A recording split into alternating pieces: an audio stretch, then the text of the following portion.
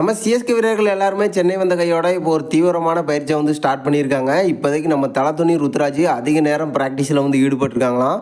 அவங்க என்னென்ன சம்பவங்களை வந்து பண்ணியிருக்காங்க, மற்ற வீரர்களோட பயிற்சி ஆட்டம் எப்படி இருந்திருக்கு, இப்போதைக்கு சிஎஸ்கே பயிற்சி ஆட்டத்தில் என்னென்ன சம்பவங்களை பண்ணிகிட்டு இருக்காங்க அப்படிங்கிறத பற்றி தான் இந்த வீடியோவில் ஃபுல்லாக பார்க்க போகிறோம்.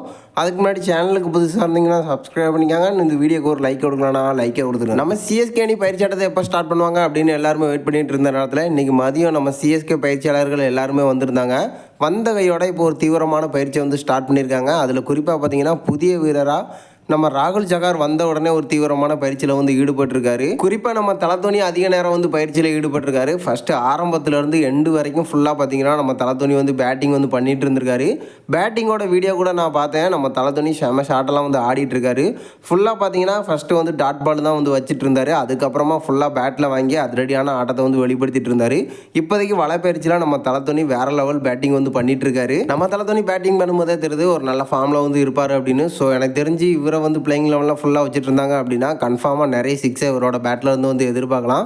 அடுத்து நம்ம ருத்துவை பார்த்தீங்கன்னா கிட்டத்தட்ட அதிக நேரம் இவரும் வந்து பயிற்சியில் ஈடுபட்டிருக்காரு. பட் இவரோட பேட்டிங்கை பார்த்தீங்கன்னா நிறைய பாலை வந்து மிஸ் பண்ணிட்டு இருந்தார்.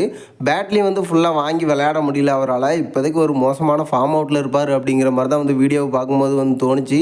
ஸோ இப்போதைக்கு நம்ம தலத்துணி ஒரு பக்கம் ஒரு நல்ல ஃபார்மில் இருந்தாலும் ருத்துராஜ் ஒரு மோசமான ஃபார்மில் வந்து இருப்பார் அப்படின்னு தான் தோணுது. நம்ம ராமகிருஷ்ணா கோசு, ஊர்வில் பட்டேல், ஆயுஷ் மாத்ரே இவங்களும் வலைப்பயிற்சியில் வந்து தீவிரமாக ஈடுபட்டிருக்காங்க.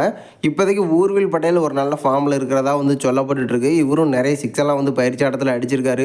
ஸோ இப்போதைக்கு வீடியோ பார்க்கும்போதே தெரியுது நம்ம சிஎஸ்கே வீரர்கள் நிறைய பேர் நல்ல ஃபார்மில் வந்து இருந்துட்டு இருக்காங்க. ஸோ இப்போதைக்கு இந்த தடவை சிஎஸ்கேட பிளேயிங் லெவலில் நிறைய மாற்றங்கள் வர்றதுக்கான அதிக வாய்ப்புகள் இருக்குது. ஏன்னா புதுசாக வந்து வீரர்கள் நல்ல ஃபார்மில் வந்து இருக்காங்க.